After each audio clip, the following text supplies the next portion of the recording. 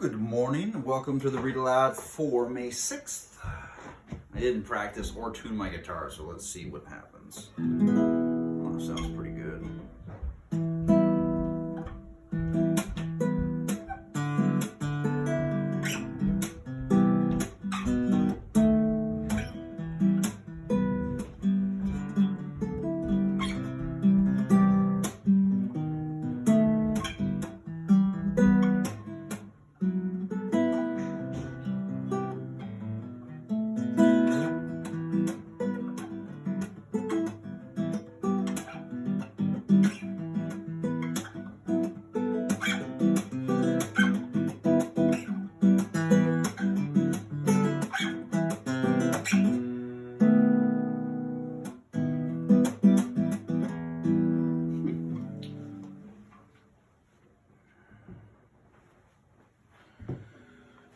Let's see where we were.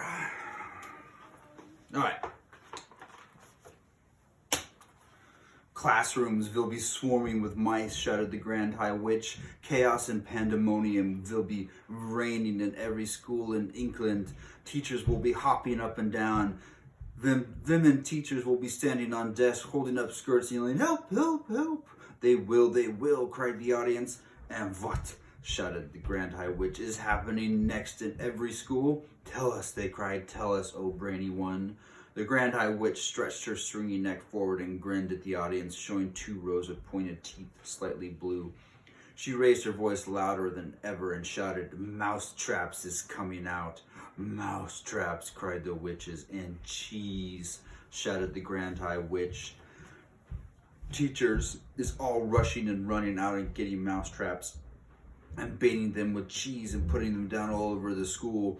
Mice is nibbling cheese, mousetraps is going off all over school, mousetraps is going snappity snap, and mouse heads is rolling across the floor like marbles. All over England, in every school in England, noise of snapping mousetraps will be heard. At this point, the disgusting old Grand High Witch began to do some sort of witch's dance up and down the platform, stamping her feet and clapping her hands. The entire audience joined in the clapping and the foot stomping. They were making such a tremendous racket that I thought surely Mr. Stringer would hear it and come banging in at the door, but he didn't. Then, above all the noise, I heard the voice of the Grand High Witch screaming out some sort of an awful gloating song. "Down with the children, down do them in, boil their bones and fry their skin, bish them, squish them, bash them, mash them, break them, shake them, slash them, smash them, offer trucks with magic powder, say eat up, say it louder, croom full of sticky eats, send them home with guzzling feet, and in the morning little fools go marching off to separate schools. A girl feels sick and goes all pale, she yells, 'Hey look, I've grown a tail!' A boy who's standing next to her screams, 'Help, I think I'm growing fur!' Another shouts, 'We looks like freaks! There's whiskers growing on our cheeks!' A boy whose voice extremely tall cries out, 'What's wrong? I'm growing small!' 4 tiny legs begin to sprout from everybody round about, and all at once, and all at thrice, there are no children, only mice. In every school is mice galore, all running round the schoolroom floor. And all the poor demented teachers is yelling, 'Hey, who are these creatures?' They stand up on their desks and shout, 'Get out, you filthy mice, get out!' Will someone fetch some mousetraps, please? I don't forget to bring the cheese. Now mousetraps come and every trap goes snippity snip and snappity snap. The mousetraps have a powerful spring. The spring go crack and snap and ping. Is lovely noise for us to hear, is music to a witch's ear. Dead mice in every place around, piled 2 feet high upon the ground, with teachers searching left and right, but not a single child in sight. The teachers cry, 'What's going on? And where have all the children gone?' It's 9:30, and as a rule, they're never late at this for school. Poor teachers don't know what to do, some sit and read, and just a few amuse themselves throughout the day by sweeping all the mice away. And all us bitches shout, 'Hooray!'" That's a pretty good song, I guess, if you're a witch. The recipe. I hope you haven't forgotten that while all of this was going on, I was still stuck between the screen on my hands and knees with one eye glued to the crack. I didn't know how long I had been there, but it seemed like forever. The worst part of it was not being allowed to cough or make a sound, and knowing that if I did, I was as good as dead. And all the way through, I was living in constant terror that one of the witches in the back row was going to get a whiff of my presence through her special nose holes of hers. My only hope, as I saw it, was the fact that I hadn't washed for days. That and the never-ending excitement and clapping and shouting that was going on in the room. The witches were thinking of nothing except the Grand High Witch up there on the platform and her great plan for wiping out all the children of England. They certainly weren't sniffing around for a child in the room. In their wildest dreams, if witches had dreams, that would never have occurred to any of them. I kept still and prayed. The Grand High Witch's dreadful gloating song was over now, and the audience was clapping madly and shouting, "Brilliant, sensational, marvelous, you are genius, O brainy one."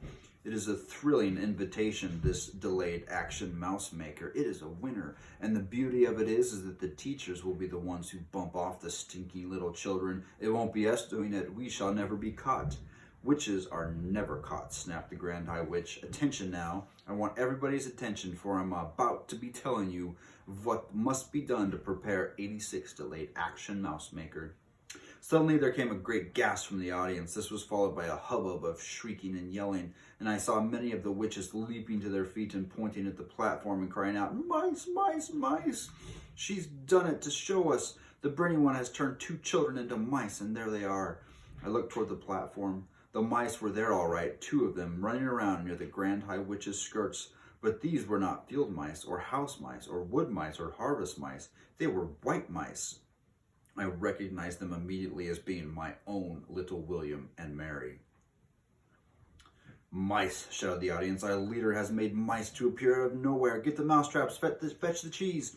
I saw the Grand High Witch peering down at the floor and staring with obvious puzzlement at William and Harry. She bent lower to get a closer look, then she straightened up and shouted, "Quiet!"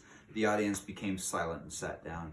"These mice are nothing to do with me," she shouted. "These mice are pet mice. These mice are quite obviously belonging to some repellent little child in the hotel. A boy they'll be for a certainty, because girls are not keeping pet mice." "A boy," cried the witches. "A filthy, smelly little boy. We'll swipe him, we'll swizzle him, we'll have his stripes for breakfast." "Silence," shouted the Grand High Witch, raising her hands. "You know perfectly well you must do nothing to draw attention to yourselves while you are living in the hotel. Let us by all means get rid of this evil-smelling little squirt, but we must do it quietly as possible, for we are not all of us the most respectable ladies of the Royal Society for the Prevention of Cruelty to Children. What do you suggest then, O brainy one?" they cried out. "How shall we dispose of this small pile of filth?" "They're talking about me," I thought. "These females are actually talking about how to kill me." I began to sweat. "Whoever it is, he is not important," announced the High Witch. "Leave him to me. I shall smell him out and turn him into a mackerel and have him dished up for supper." "Bravo," cried the witches. "Cut off his head and chop off his tail and fry him in hot butter." You can imagine that none of this was making me feel very comfortable. William and Mary were still running around the platform, and I saw the Grand High Witch aim a swift running kick at William. She caught him right on the point of her toe and sent him flying. She did the same thing to Mary. Her aim was extraordinary. She would have made a great football player. Both mice crashed against the wall, and for a few moments they lay stunned, and then got to their feet and scampered away. "Attention again," the Grand High Witch was shouting. "I will now give you the recipe for concocting Formula 86 Delayed Action Mouse Marker. Get out pencils and paper."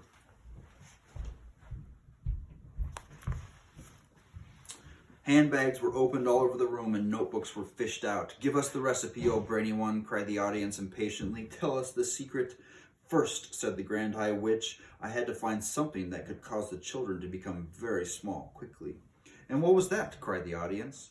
"That part was simple," said the Grand High Witch. "All you have to do, if you are wishing to make a child very small, is to look at him through the wrong end of a telescope." "She's a wonder," cried the audience. "Who else would have thought of a thing like that?" "So you take the wrong end of a telescope," continued the Grand High Witch, "and you boil it until it gets soft." "How long does that take?" they asked. 21 hours of boiling," answered the Grand High Witch. "And while this is going on, you take exactly 45 brown mice, and you chop off their tails with a carving knife, and you fry the tails in hair oil until they are nice and crisp. What do you do with all those mice who have had their tails chopped off? Asked the audience. You simmer them in frog juice for 1 hour, came the answer. But listen to me. So far, I have only given you the easy part of the recipe. The really difficult part is to put in something that will have a genuine delayed action result, something that can be eaten by children on a certain day, but which will not start working, and then until 9 o'clock the next morning when they arrive at school. What did you come up with? Oh, brainy one, they called. Tell us the great secret. The secret, announced the Grand High Witch triumphantly, is an alarm clock. An alarm clock, they cried. It's a stroke of genius. Of course it is, said the Grand High Witch. You could set a 24-hour alarm clock today, and at exactly 9 o'clock tomorrow, it will go off. But we will need 5 million alarm clocks, cried the audience. We will need one for each child. Idiot, shouted the Grand High Witch. If you are wanting a steak, you do not cook the whole cow. It's the same with the alarm clocks. One alarm clock will be enough for 1,000 children. Here's what you do. You set the alarm clock to go off at 9 o'clock tomorrow morning, and then you roast it in the oven until it is crisp and tender. Are you writing this down? We are, your grandness, we are, they cried. Next, said the Grand High Witch, you take your boiled telescope and your fried mouse tails and your cooked mice and your roasted alarm clocks all together, and you put them in a mixer, and then you mix it at full speed, and this will give you a nice thick paste. While the mixer is still mixing, you must add it to the yolk of a grunnel's egg. A gruntel's egg, cried the audience. We shall do that. Underneath all the clamor that was going on, I heard one witch in the back row saying to her neighbor, I'm getting a bit old to go bird nesting. Those ruddy gruntles always nest very high. So you mix in the egg, the Grand High Witch went on, one after another. Also mix in the following items: the claws of a crab cruncher, the beak of a blabbersnitch, the snout of a globble squirt, and the tongue of a cat springer. I trust you are not having any trouble finding those. None at all, they cried out. We will spear the blabblesnitch and trap the crabber cruncher and shoot the grovel squirt and catch the cat springer in the burrow. Excellent, said the Grand High Witch.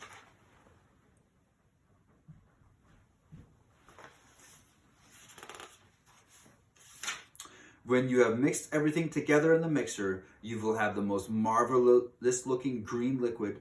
Put one drop, just one tiny droplet of this liquid into a chocolate or a sweet, and at 9 o'clock the next morning, the child who ate it will turn into a mouse in 26 seconds.